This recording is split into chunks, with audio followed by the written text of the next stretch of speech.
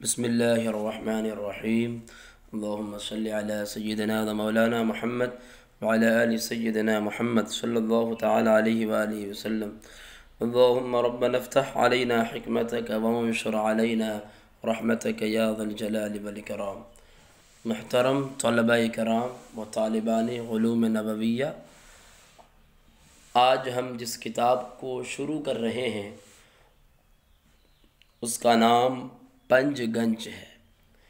یہ کتاب علم صرف میں تصنیف کی گئی ہے اور نہایت ہی شاندار، معیاری، اعلیٰ تحقیق کی کتاب ہے جو علم صرف کی تمام مسائل پر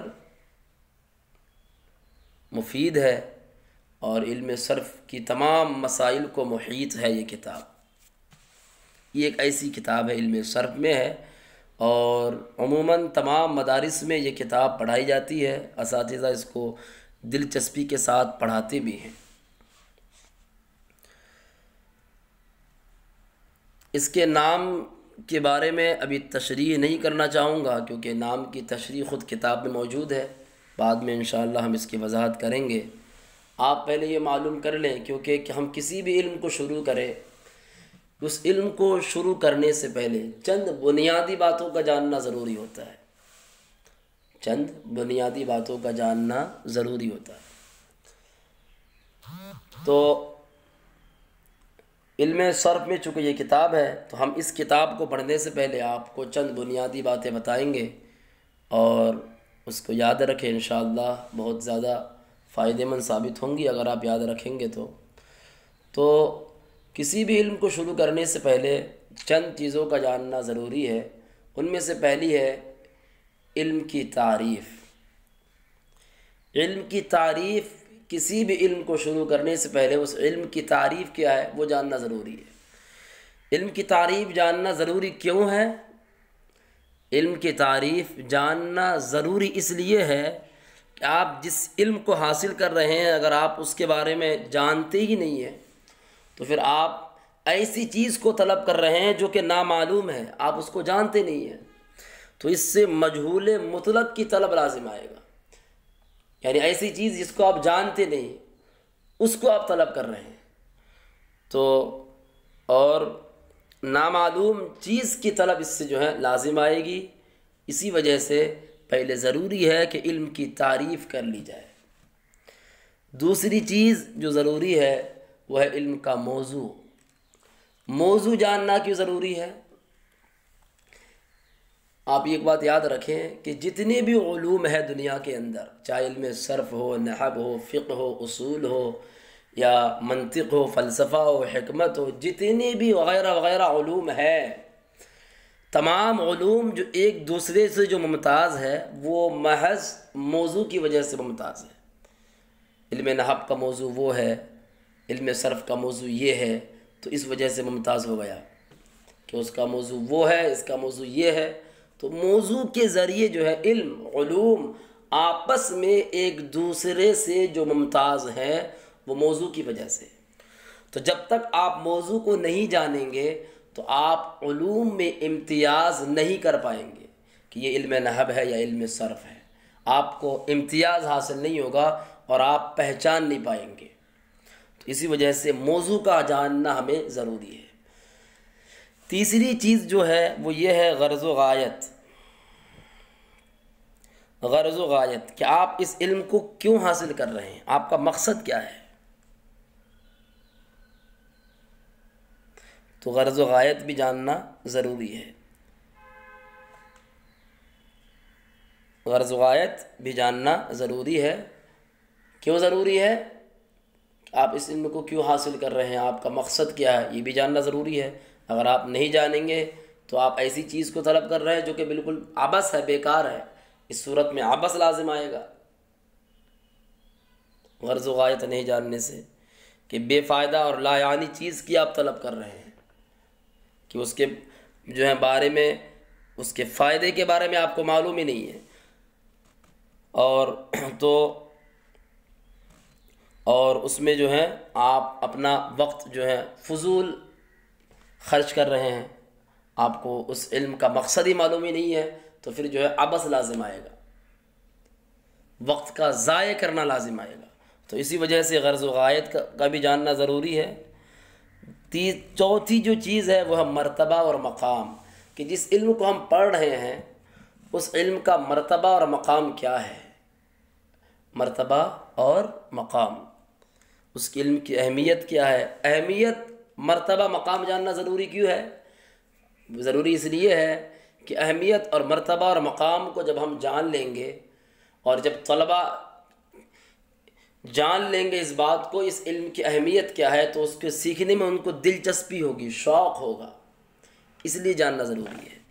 اور پانچویں چھٹی چیز جو ہے وہ ہے مدون اور واضح موجد، اس کے بارے میں بھی جاننا ضروری ہے کہ اس کے علم کا موجد کون ہے، واضح کون ہے، موجد کون ہے۔ جاننا کیوں ضروری ہے؟ جب اس علم کی موجد کے بارے میں ہمیں خبر ہوگی، اور اگر موجد کوئی اعلیٰ شخصیت ہو تو پھر اس علم کے حاصل کرنے میں اس اور ہی زیادہ جو ہے لذت آئے گی، مزہ آئے گا، اور اس علم کے حاصل کرنے میں دلچسپی ہوگی، شوق و ذوق پیدا ہوگا۔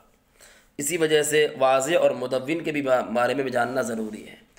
مصنف کے بارے میں بھی جاننا ضروری ہے، کہ مصنف کے بارے میں اس لیے جاننا ضروری ہے کہ جب ہم کتاب کے مصنف کے بارے میں جب ہم جان لیں گے، اور مصنف اگر کوئی جو ہے اعلیٰ مصنف ہو اور اعلیٰ شخصیت ہو، جیسے کہ ایک مثال مشہور ہے جو کافی بہت زیادہ مشہور ہے، کہ کہا جاتا ہے کلام الملوک ملوک الکلام، کہ بادشاہوں کا کلام کلام کا بادشاہ ہوتا ہے۔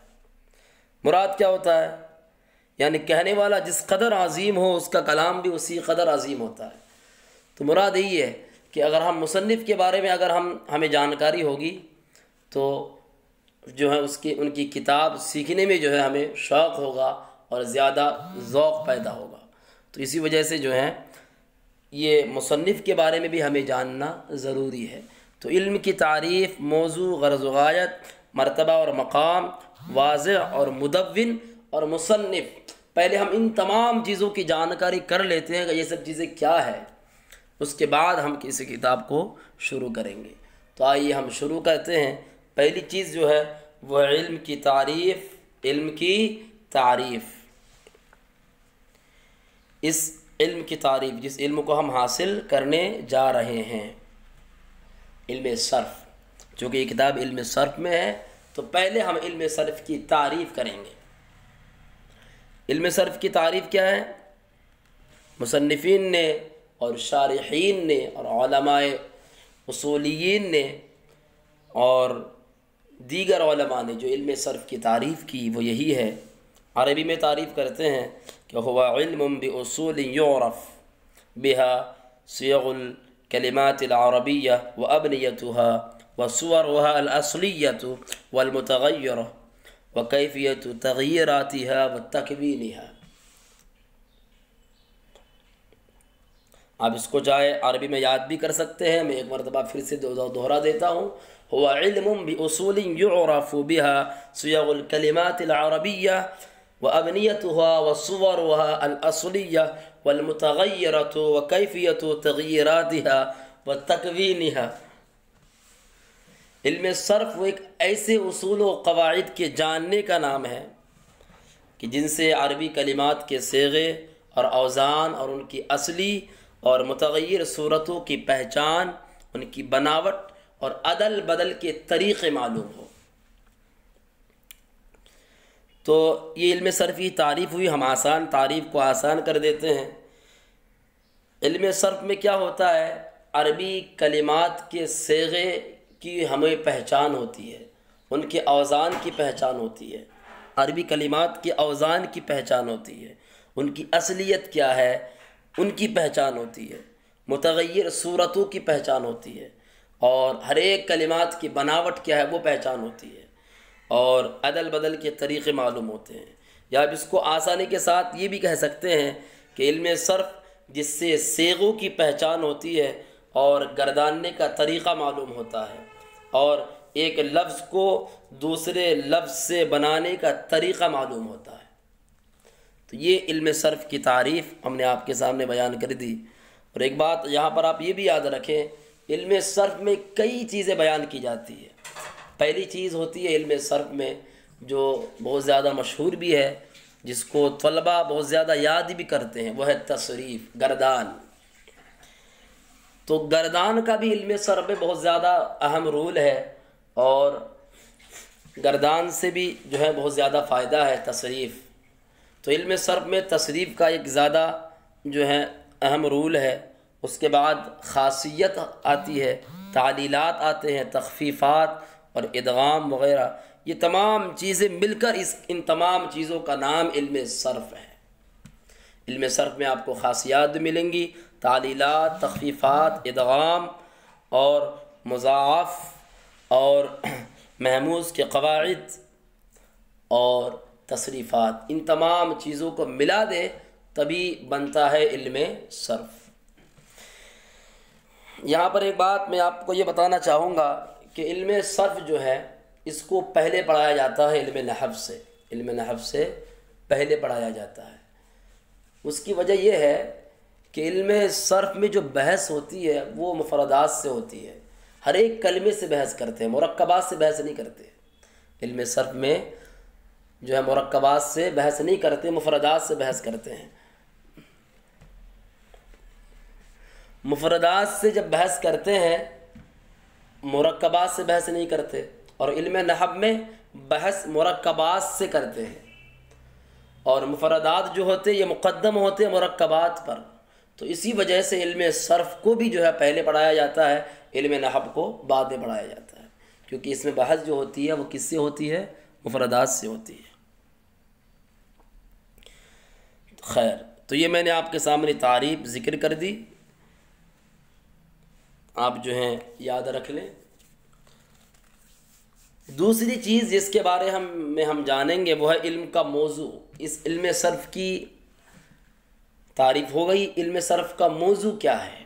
موضوع، تو موضوع کی تعریف عربی میں کرتے ہیں الکلمات العربیۃ من حیث الصیغہ والاصل والبناء۔ موضوع کیا ہے؟ عربی کلمات، صیغہ، اصل اور وزن کے اعتبار سے، یہ اس کا موضوع ہے۔ اس کو میں آسان کر دیتا ہوں، عربی کلمات، صیغہ، اصل اور وزن کے اعتبار سے یہ اس کا موضوع ہے۔ آپ ایک بات یاد رکھیں، اس علم میں عربی کلمات کے صیغوں، اصل اور وزن سے بحث ہوتی ہے، لیکن ایک بات یاد رکھیں کہ عربی کلمات کے صیغے جو ہم نے کہا ہے، عربی کلمات کے ہر کلمے سے بحث نہیں ہوتی، بحث ہوتی کس سے ہے؟ اسماء متمکنہ اور افعال متصرفہ سے بحث ہوتی ہے۔ افعال متصرفہ جس سے مختلف گردانی ہوتی ہے اور صیغے استعمال ہوتے ہیں، وہ افعال متصرفہ ہوتے ہیں، جیسے کہ نصرہ سے ینصرو بنتا ہے، منصور ہوتا ہے، انصر ہو اللہ تعالیٰ، تنصر ہوتا ہے، وغیرہ وغیرہ۔ یہ تمام جو ہے افعال متصرفہ ہے۔ افعال متصرفہ کی تعریف ہم کریں گے کہ جن سے مختلف گردانی ہوتی ہے اور صیغے استعمال کیے جاتے ہیں، اور ایک ہوتی ہے افعال غیر متصرفہ۔ تو افعال غیر متصرفہ جن سے تمام گردانی نہیں ہوتی اور صیغے بھی جو ہے استعمال نہیں ہوتی، اس کی مثال میں آپ کو دوں، فعل تعجب اور افعال مدح و ذم ہے، اور اسی طرح لیسا وغیرہ جو ہے، یہ تمام افعال غیر متصرفہ ہے کہ نہ ان سے گردانی ہوتی ہے اور نہ صیغے استعمال کیے جاتے ہیں۔ تو یہ افعال غیر متصرفہ۔ تو جو ہے علم صرف میں بحث جو ہوتی ہے وہ کس سے ہوتی ہے؟ اسماء متمکنہ اور افعال متصرفہ سے۔ اب یہاں پر ایک بات میں یہاں پر یہ بھی بتا دوں کہ علم صرف میں حروف کے اوزان، حروف جو ہیں ان کے اوزان سے بحث نہیں ہوتی ہے۔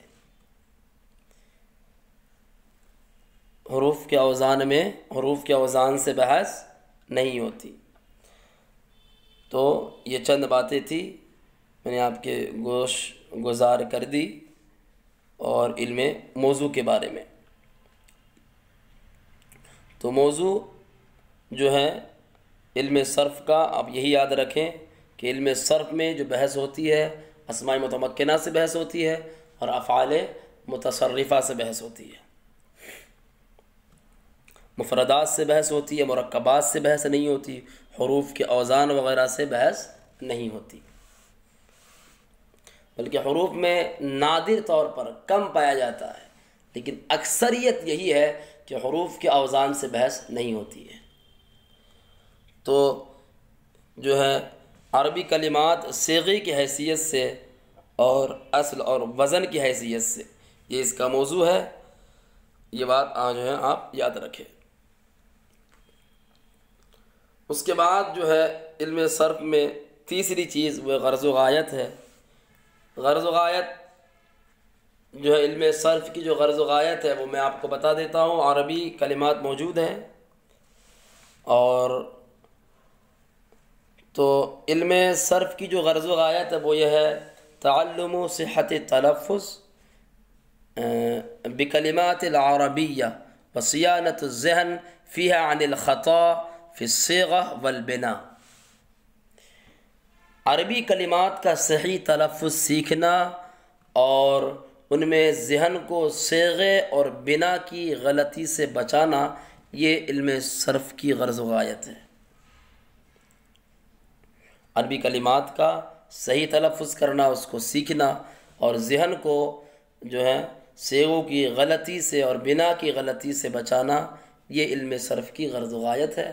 اس کے بعد جو ہے میں نے ذکر کیا تھا کہ چوتھے نمبر پہ جو ہے وہ اس علم کا مرتبہ اور مقام کیا ہے، وہ ہے اس علم کے بارے میں اگر ہم بحث کریں تو ایک مسلمان ہونے کی حیثیت سے ہمارے لیے شرعی احکام اور فرامین کا جاننا ضروری ہے، اور احکام شرعیہ کا پورا منبع جو ہے وہ قرآن و حدیث ہی تو ہے۔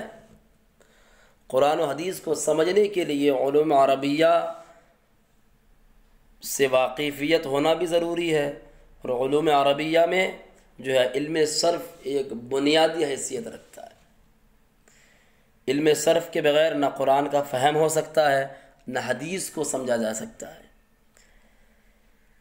اسی وجہ سے ہمارے علماء میں سے بہت سارے علماء نے اس میں کتابیں بھی لکھی، اور جو ہے انہوں نے اپنے اقوال بھی پیش کیے، اپنے فرامین بھی پیش کیے۔ انہی میں سے ایک علامہ ابن فارس فرماتے ہیں کہ جس شخص سے علم صرف فوت ہو گیا اس سے بہت کچھ فوت ہو گیا۔ امام رازی کہتے ہیں کہ علم لغت، علم نحو اور علم صرف کا حصول فرض کفایہ ہے، اور فرض کفایہ کا مطلب آپ جانتے ہیں۔ علم صرف کی اہمیت اتنی ہے کہ اس کے متعلق بہت سارے اقوال بھی جو ہے کتاب کے شروع میں پیش کیے جاتے ہیں، علماء پیش بھی کرتے ہیں، اور کہا جاتا ہے الصرف ام العلوم، صرف تمام علوم کی ماں ہے، اور الصرف فی العلوم کالبدر فی النجوم وغیرہ وغیرہ۔ علم صرف کی علوم میں ایسا مقام ہے جیسے ستاروں میں چاند کا مقام ہے۔ تو یہ علم صرف کی اہمیت۔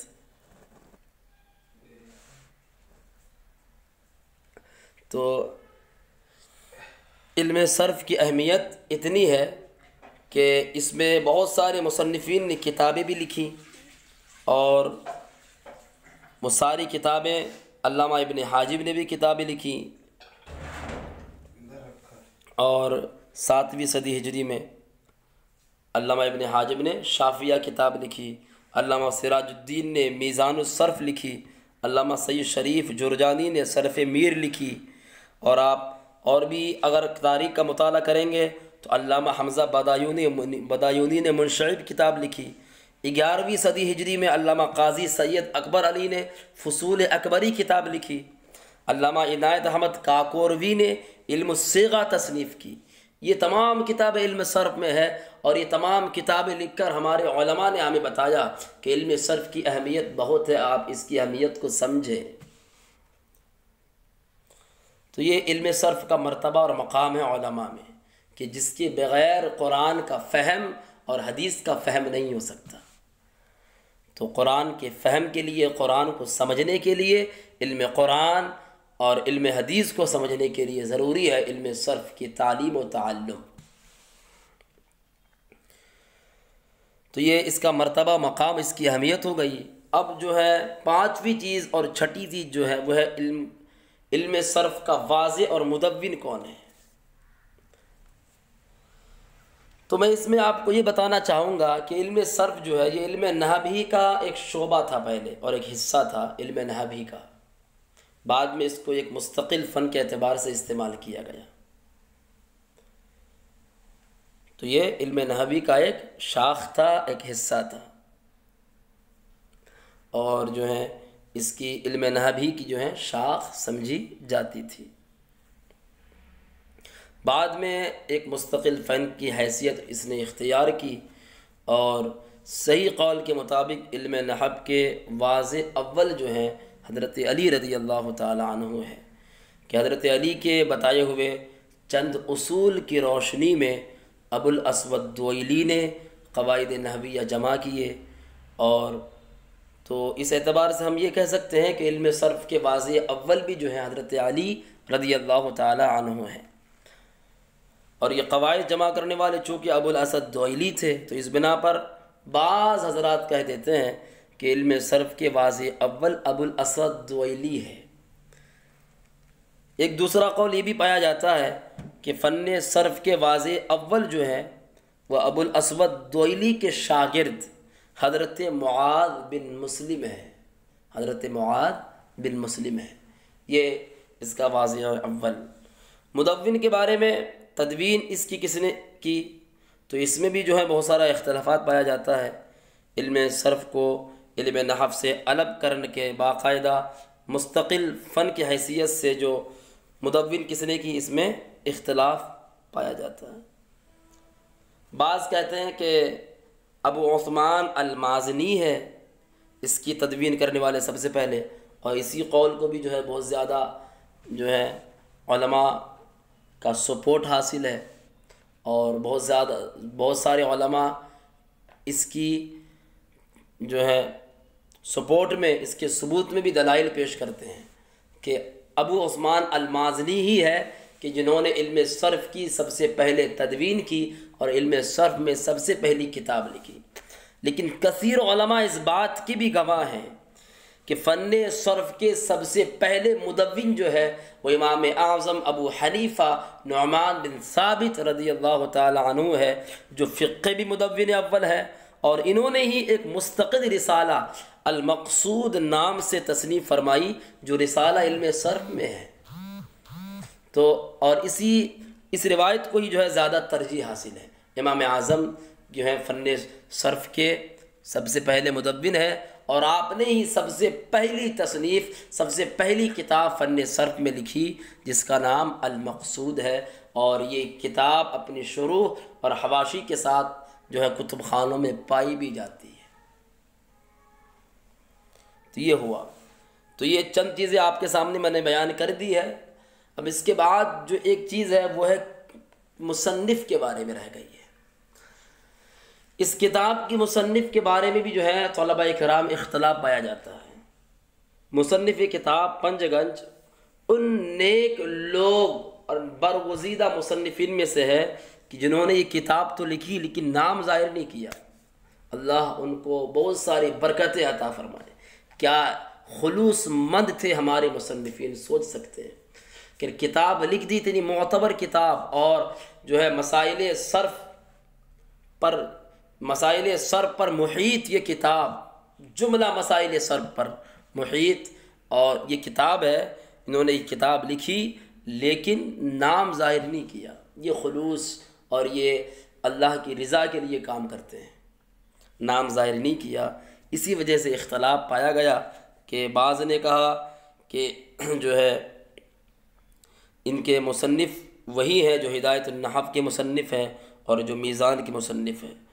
دلیل بھی یہی ہے، اور اس بات کو بھی جو ہے زیادہ ترجیح دی جاتی ہے. اور بعض نے کہا کہ نہیں، اس کے مصنف جو ہے شیخ صفی الدین ہے، جو غایت التحقیق جن کی شرح ہے، کافیہ کی جو شرح ہے، جو اس کے مصنف ہے.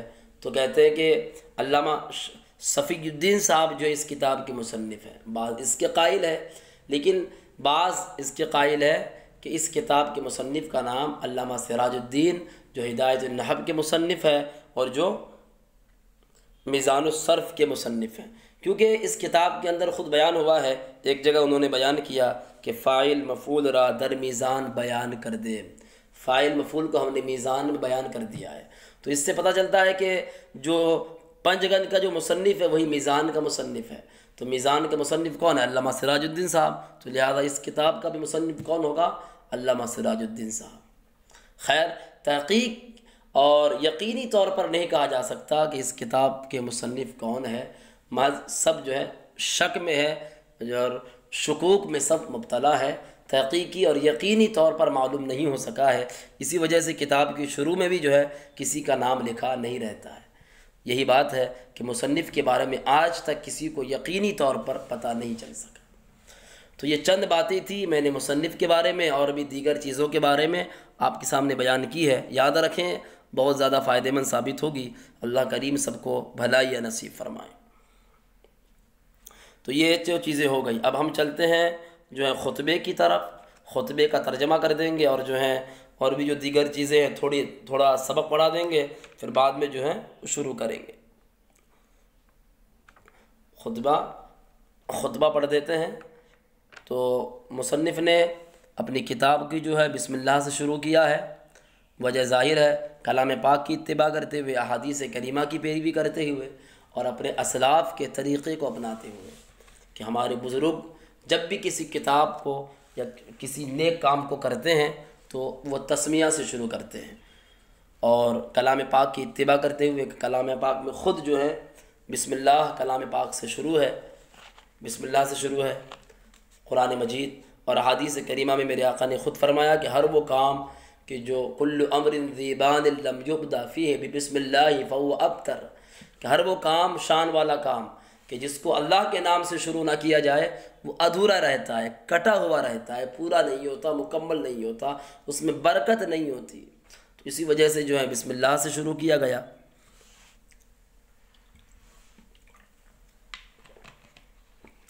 اور بسم اللہ کے بعد مصنف نے اپنی کتاب کو حمد سے بھی شروع کیا، اور حمد کے بارے میں بھی حدیث پاک ہے، تو اس حدیث کی پیروی کرتے ہوئے مصنف نے اپنی کتاب کو اللہ کے حمد سے بھی شروع کیا ہے۔ تو ہم خطبہ پڑھ لیتے ہیں۔ الحمدللہ علی ما خلق الانسان، تمام خوبیاں اللہ کو اس بنا پر کہ اس نے انسان کو پیدا کیا، وَأَنْطَقَ لَهُ اللِّسَانَ، اور انسان کو زبان دے کر بولنے کی طاقت عطا کی، بکلمات، ایسے کلمات کے ذریعے کہ مختلفت من لغات مختلفہ، جو کہ مختلف قسم کی بولیوں سے مرکب ہے، لیعبر بها عما فی الصدور، تاکہ وہ اس کو کھول کر بتا سکے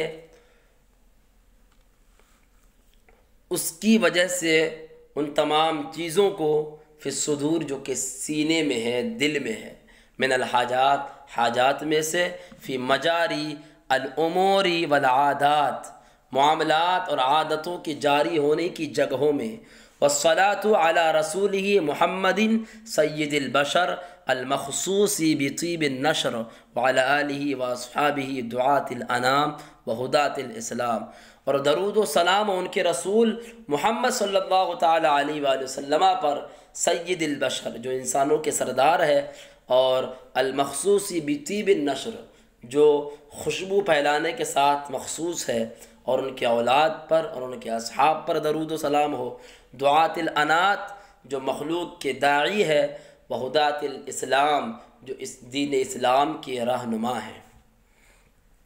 یہ اس کا ترجمہ ہو گیا۔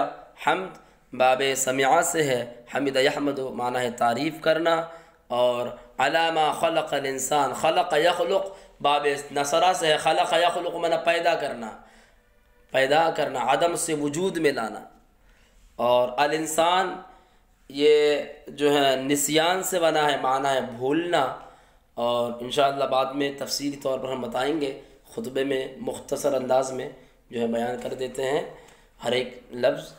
وَأَنْطَقَ لَهُ اللِّسَانَ، انطق ينطق میں باب فعال ہے، معنی ہے بولنے کی طاقت عطا کرنا، اللسان کا معنی زبان ہے، جمع اس کی السنہ آتی ہے، ابھی کلمات، کلمہ معنی بات، کلمتن کی جمع ہے کلمات، اور مؤتلفہ الائتلاء باب افتعال سے ہے، معنی ہے مرکب ہونا، اور مؤتلفہ یہ جو ہے اس میں مفعول ہے، مؤتلف مرکب کیا ہوا۔ اور من لغت کی جمع ہے مختلفہ، الاختلاف مصدر سے اختلاف مختلف ہونا، مختلفہ اس میں فاعل کا صیغہ ہے۔ اور لیعبر تعبیر سے ہے، لیعبر عبر یعبر من باب تفعیل، تعبیر من باب تفعیل، تو یہ لیعبر کہا جاتا ہے تعبیر، دل کی بات ظاہر کرنا، کھول کر بات کرنا، تعبیر بیان کرنا۔ لیعبر بها عما فی الصدور، تاکہ وہ کھول کر بتا سکے ان تمام چیزوں کے ذریعے، ان تمام چیزوں کو جو کہ سینے میں ہیں۔ فی الصدور صدر کی جمع ہے، معنی ہے سینہ۔ اور من الحاجات حاجتن کی جمع ہے، معنی ہے ضرورت۔ اور مجاری مجرا کی جمع ہے، جرا یجری سے جاری ہونا، باب میں جاری ہونا، باب ضربہ سے چلنے کے معنی میں بھی آتا ہے۔ اور امور امر کی جمع ہے معاملات، عادات عادتن کی جمع ہے۔ اور والصلاۃ علی رسولہ محمد سید البشر، اور درود و سلام ان کے رسول محمد صلی اللہ تعالیٰ علیہ وآلہ وسلم پر۔ اب صلاۃ جو ہے یہ بروزن فعال ہے، فعال کے وزن پر ہے، باب تفعیل کا مصدر ہے۔ اور یہ صلاۃ کے بارے میں ایک بات بتا دوں کہ صلاۃ کی نسبت جب اللہ کی طرف ہو تو مراد رحمت ہوتی ہے، فرشتوں کی طرف ہو تو مراد استغفار ہوتا ہے، اور مومنین کی طرف ہو تو دعا کے معنی میں ہوتا ہے، پرندوں چرندوں کی طرف ہو تو بمعنی تسبیح استعمال ہوتا ہے۔ صلاۃ سے مراد یہاں پر جو ہے وہ صلاۃ خدا ہے، صلاۃ اللہ ہے، کہ خدا کی رحمت ہو ان کے رسول محمد صلی اللہ تعالیٰ علیہ وآلہ وسلم پر۔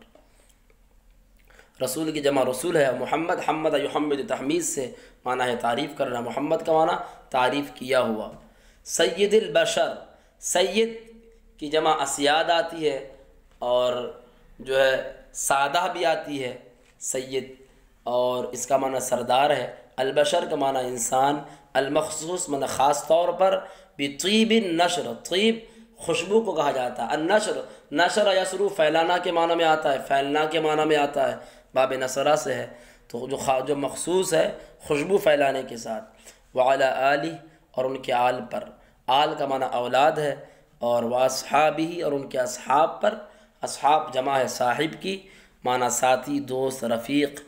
اور دعات الانات، دعات جو مخلوق کے داعی ہیں، تو دعات یہ جمع ہے داعین کی، معنی بلانے والے، اور الانام مخلوق، اور ہدات الاسلام، اور اسلام کے رہنما ہے۔ ہدات جمع ہادی کی، معنی ہے رہنما، الاسلام و ہدات الاسلام اسلام کے رہنما ہیں۔ تو یہ دعات الانام کا معنی مخلوق، تو مخلوق کے داعی، مخلوق کو بلانے والے، اور اسلام دین اسلام کے رہنما ہے۔ تو یہ اس کا ترجمہ بھی ہوگا، ایک ایک لفظ کا میں نے آپ کو معنی بتا دیا ہے، ہاں اس کو آپ دیکھ لیں۔ اس کے بعد جو ہے ہم تھوڑا سا بڑھا دیتے ہیں، کیوں ویڈیو بہت زیادہ ہو گئی ہے، اسی وجہ سے تھوڑا سا کتاب کو شروع کر کے ہم جو ہے سبق کو بند کر دیں گے۔ تو آئیے پڑھتے ہیں، شروع کرتے ہیں۔ بدا کے ای کتابیست موب و مفصل در تصریف سخن عرب کہ جملہ وے پنج بابست و مضمون ہر باب و مضمون ہر باب مشتمل بر پنج فصل است و نام وے پنج گن است۔ تم جانو کہ یہ کتاب ہے مبوب و مفصل، باب در باب فصل در فصل، کہ یہ کتاب باب در باب فصل در فصل ہے۔ در تصریف سخن عرب، کلام عرب کی گردانوں کے تعلق سے ہے یہ کتاب۔ وہ جملہ وے پنج باب است، اور وہ تمام جو ہے 5 باب ہیں، اور ہر باب کا مضمون 5 فصلوں پر مشتمل ہے، اور اس کا نام جو ہے کیا ہے، پنج گنج ہے۔ اس میں انہوں نے 2-3 باتیں بتائی ہیں کہ یہ کتاب جو ہے باب وار ہے، فصل وار ہے۔ اس کتاب میں آپ کو باب ملیں گے، فصل ملیں گے، اور ہر باب جو ہے، ہر باب کے تحت کچھ فصلیں ہیں، فصلیں کیوں دی ہیں؟ وجہ ظاہر ہے کہ فصلیں دی ہے تاکہ سمجھنے میں اور تلاش و جستجو میں ہمیں آسانی ہو، اسی وجہ سے فصل دیا ہے، ہر باب کے تحت فصل کا ذکر کیا ہے۔ اور اس کا نام جو ہے وہ پنج گنج ہے۔ پنج گنج نام کیوں رکھا گیا؟ تو اس کی وجہ میں بتا دوں کہ اس کتاب میں 5 باب ہیں، ہر باب کے تحت فصلیں ذکر کی گئی ہے، 5 باب ہے، ہر باب کے تحت فصلیں ہیں، تو 5 باب، ہر ایک باب جو ہے ہر ایک باب اپنے اندر ایک خزانہ ہے۔ کیا ہے؟ خزانہ، ایک خزانے کی طرح ہے۔